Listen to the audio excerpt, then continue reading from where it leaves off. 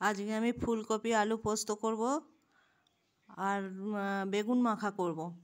তার জন্য বেগুনগুলোকে আমি বসিয়ে দিয়েছি। তেল আর একটু নুন মাখিয়ে অল্প আঁচে বেগুনগুলোকে একটু সিদ্ধ করে নেব। সিদ্ধ হয়ে গেলে নামিয়ে নেব। এবার আমি পেঁয়াজ আর কাঁচা লঙ্কা কুচিয়ে রেখেছি।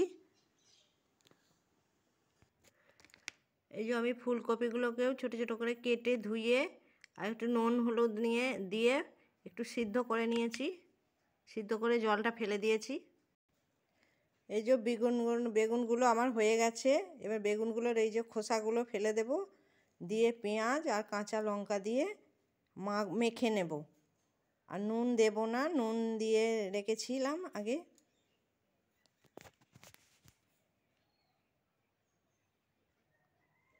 বেগুন মাখা আমার হয়ে গেছে।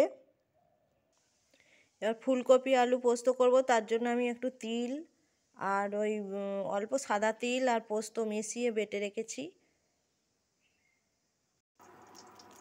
ফুলকপিগুলোকে ভেজে নেব। ফুলকপিগুলো আমার ভাজা হয়ে গেছে।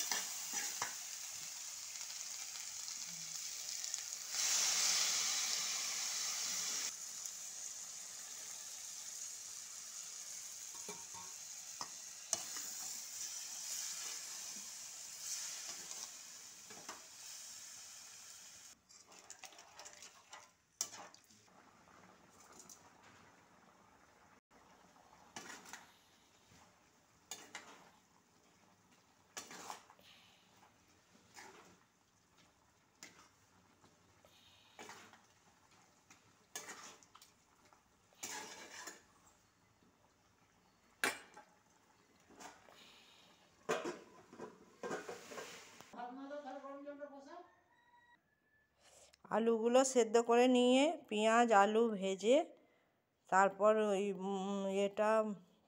পোস্তটা দিয়ে দিয়েছিলাম। তারপর শেষে কপিগুলো দিয়ে নামিয়ে নিলাম। ভেজে রাখা কপিগুলোকে দিয়ে তরকারিটাকে নামিয়ে নিলাম। এখানে আমি আমার ভিডিওটা শেষ করছি। আমার রান্না ভালো লাগলে লাইক শেয়ার কমেন্ট করে দিও।